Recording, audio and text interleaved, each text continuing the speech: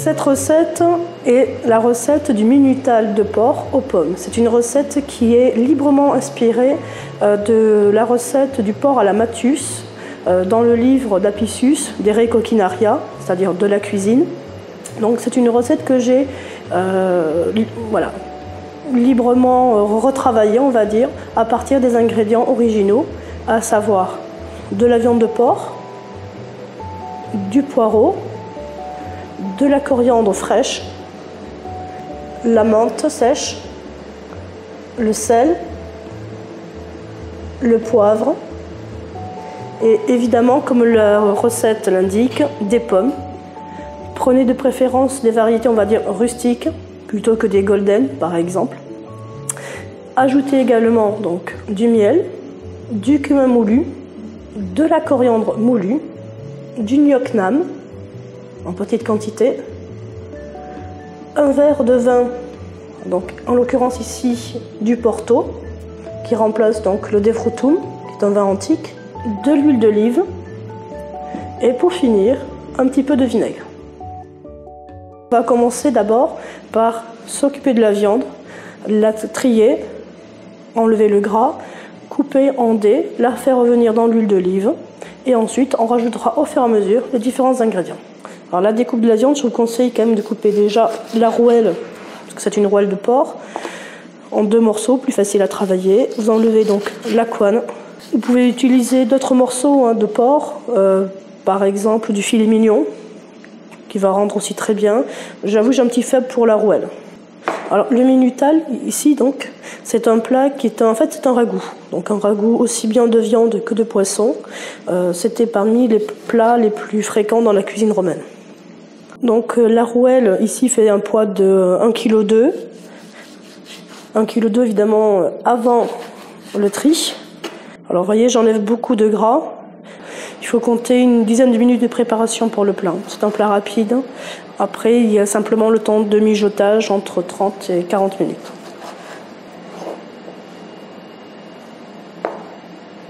Alors principalement, effectivement, elles étaient mijotées. Pas seulement, elles pouvaient très bien être grillées.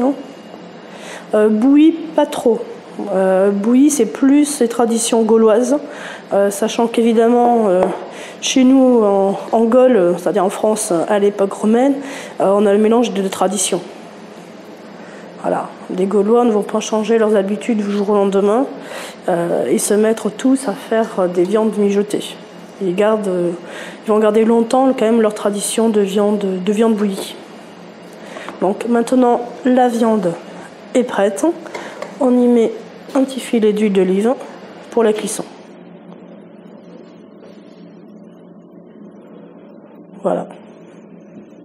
Et donc maintenant, au feu. Voilà, donc la viande est avec l'huile d'olive. Vous la retournez.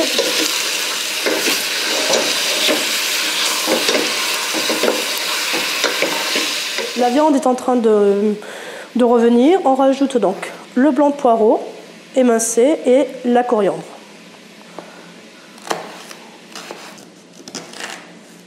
Voilà, donc le poireau émincé, la coriandre maintenant. Voilà, vous hachez bien.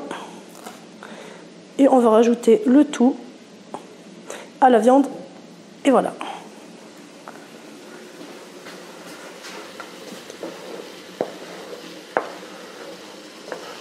Vous mélangez.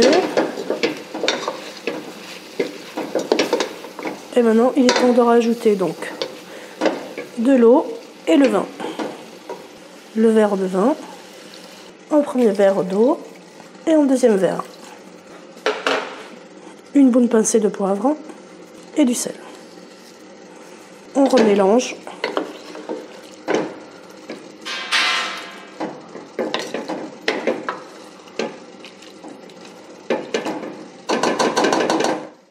Et donc là, maintenant, on va pouvoir laisser mijoter pendant environ 20 à 25 minutes.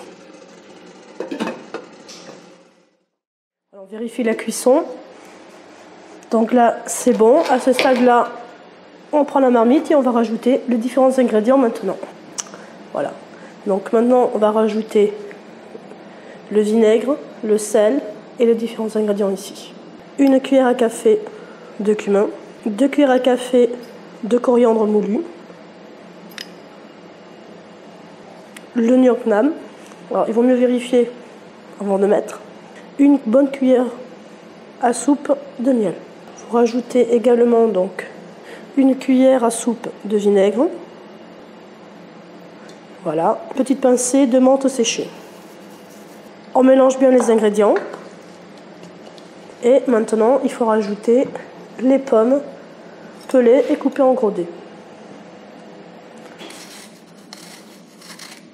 Alors, vous pouvez choisir entre 3 et 4 pommes. Tout dépend de si vous voulez renforcer la saveur sucrée avec les pommes ou si vous voulez une saveur un peu plus douce. Et à ce moment-là, vous ne mettez que 3 pommes. Donc, les pommes coupées en gros quartiers.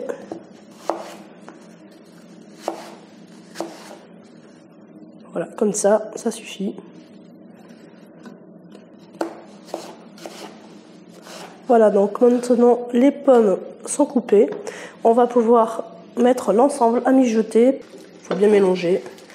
Et on va laisser mijoter pendant une bonne vingtaine de minutes, voire demi-heure, jusqu'à ce que les pommes soient bien fondantes. Voilà. Voilà, maintenant les pommes sont prêtes. On enlève du feu. On peut le transférer dans un plat plus sympathique.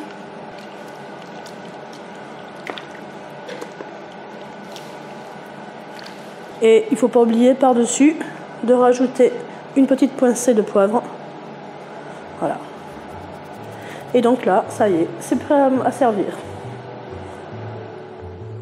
Alors, c'est un plat qui, à l'époque romaine, on va dire, se mangeait tout seul. C'était un plat unique.